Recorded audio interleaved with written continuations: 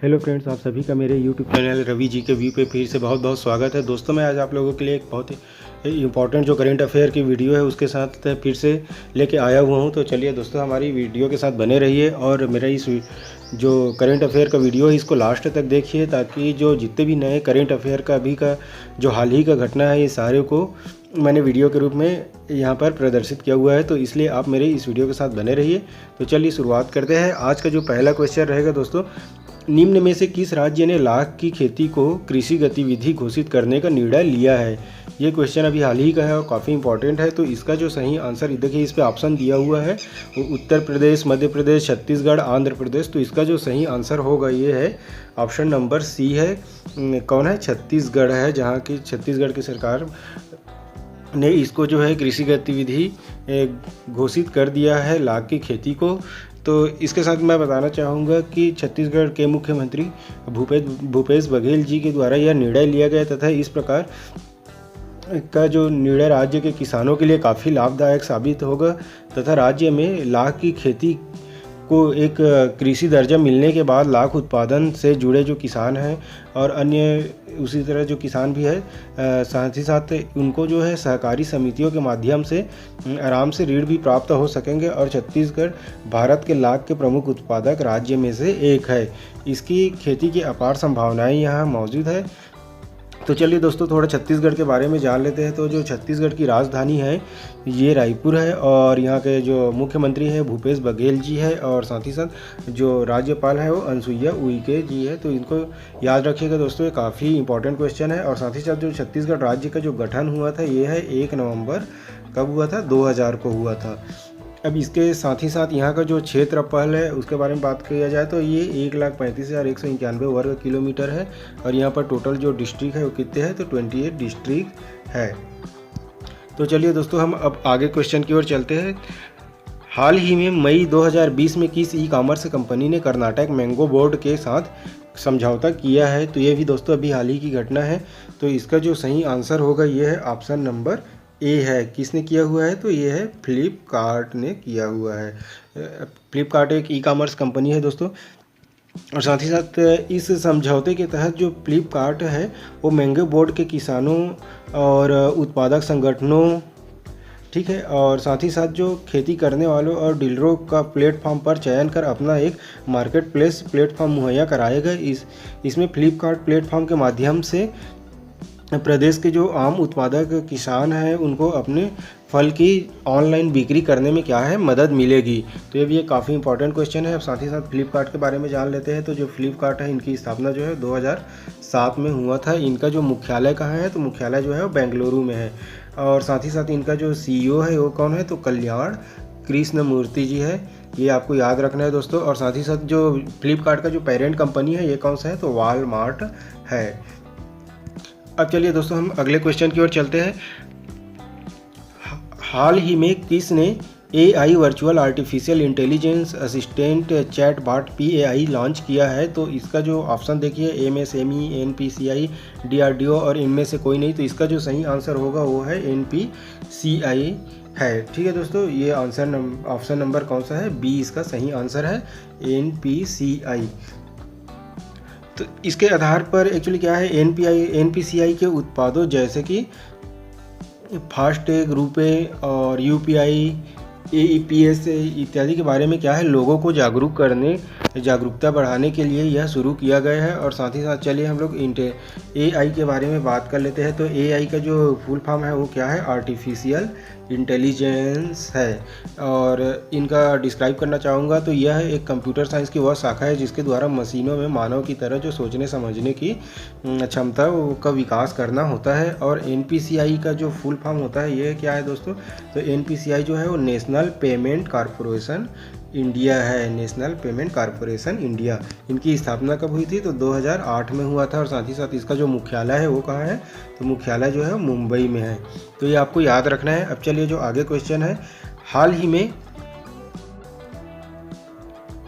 भारतीय प्रतिभूति और विनिमय बोर्ड SEBI जिसको बोलते हैं ने भारतीय राष्ट्रीय राजमार्ग जिसको NHAI भी बोला जाता है, पर कितने लाख रुपए का जुर्माना लगाया हुआ है। तो इसका जो सही आंसर होगा ये है दोस्तों ऑप्शन नंबर कौन है, सी है। कितने लाख रुपए, तो 7 लाख।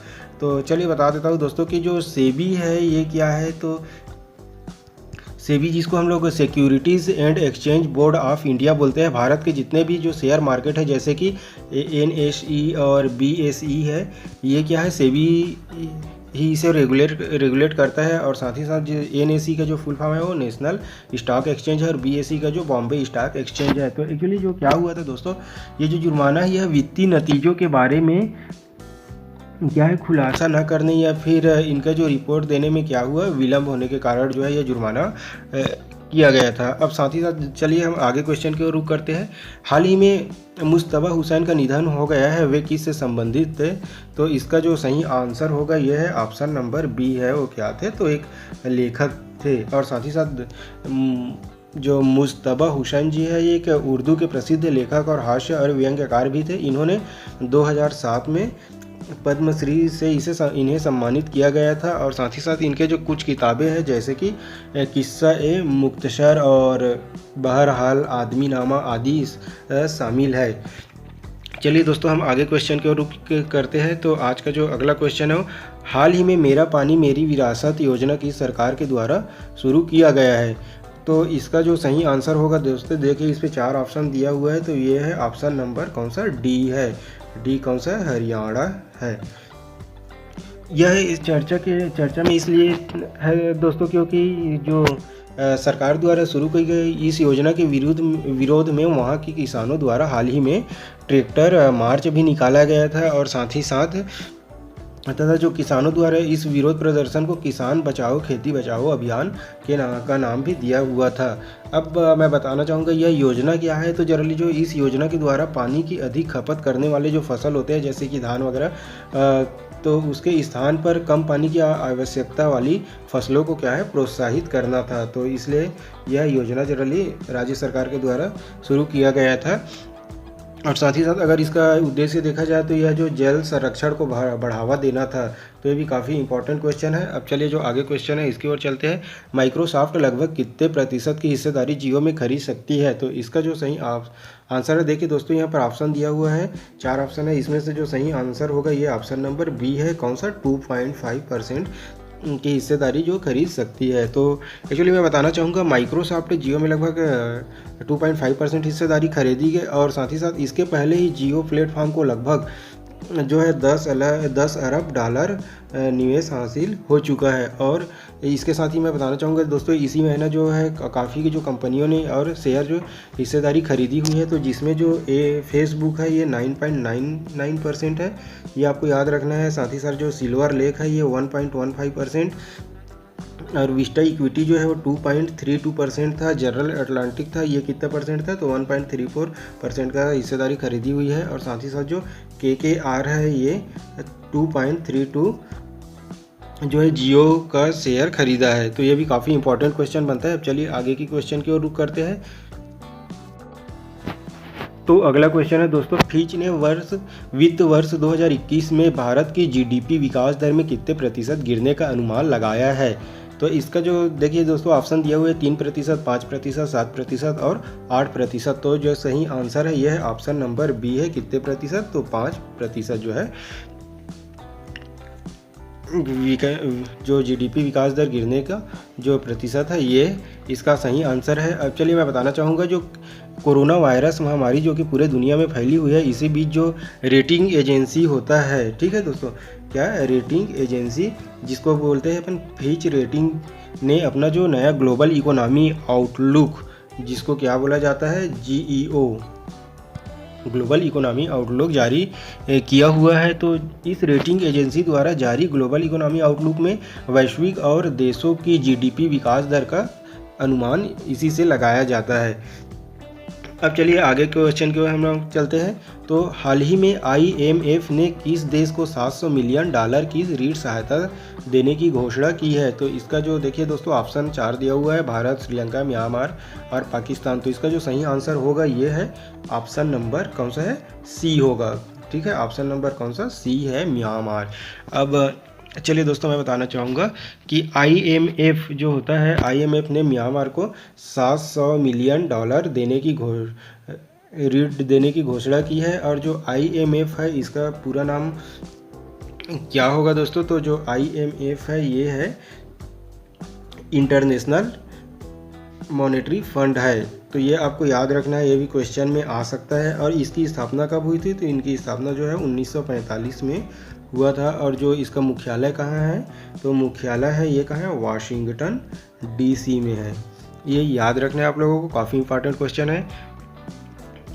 चलिए, अब जो हमारा आखिरी और 10वां जो क्वेश्चन है, ये हाल ही में ओरिएंटल इंश्योरेंस कंपनी की CMD किसे नियुक्त किया गया है? तो इसका जो 4 ऑप्शन दिया हुआ है इसमें से जो सही आंसर होगा दोस्तों, आप ऑप्शन इस पे देख सकते हैं, चारों ऑप्शन। तो इसका मैं आंसर बताना चाहूँगा, ये है ऑप्शन नंबर B, इसका सही आंसर होगा SN राजेश्वरी। ठीक है, तो जो बैंक्स बोर्ड ब्यूरो द्वारा क्या हुआ है, न्यू इंडिया इंश्योरेंस की जो महाप्रबंधक SN राजेश्वरी को ओरिएंटल इंश्योरेंस कंपनी, जिसको हम लोग OIC भी बोलते हैं, तो जो OIC का नया जो अध्यक्ष हुआ क्या MD चुना गया है। तो किसे चुना गया है? तो वो है SN राजेश्वरी को। और साथ ही साथ दोस्तों वह AB गिरजा कुमार के जगह जो है लेंगे। और साथ ही साथ जो अभी में हाल ही में इसी महीने जो सेवानिवृत्त हो रहे हैं। ठीक है दोस्तों, अब यहाँ पर मैं बताना चाहूँगा जो OIC है इसका मुख्यालय कहाँ पर है? तो ये है न्यू दिल्ली में है, ये आपको याद रखना है। और साथ ही साथ इनकी जो स्थापना हुई थी ओरिएंटल इंश्योरेंस कंपनी का, तो ये हुआ था दोस्तों 12 सितंबर 1947 को हुआ था, ये आपको याद रखना है। तो चलिए दोस्तों, हमारा आज का जो करंट अफेयर का क्वेश्चन है सारा यहीं पर समाप्त होगा। और साथ ही साथ दोस्तों मैं आशा करता हूँ मेरा वीडियो आपको पसंद ज़रूर आया होगा, क्योंकि सारे क्वेश्चन इंपॉर्टेंट है और जो कंपटीशन एग्जाम में आ सकते हैं। और साथ ही साथ मेरा एक रिक्वेस्ट रहेगा, जो दोस्तों जितने भी नए व्यूअर्स हैं वो प्लीज़ मेरे इस चैनल को सब्सक्राइब जरूर कीजिएगा और नोटिफिकेशन जो बेल आइकन है उस पर क्लिक जरूर कीजिएगा दोस्तों, क्योंकि डेली का जो मेरा करेंट अफेयर है वो आपको नोटिफिकेशन के माध्यम से जाता रहेगा और आप उसको अच्छे से देख पाएंगे। और जितने भी पुराने व्यूअर्स हैं प्लीज़ इस चैनल को, साथ ही साथ इस वीडियो को लाइक ज़रूर कीजिएगा दोस्तों। Thank you.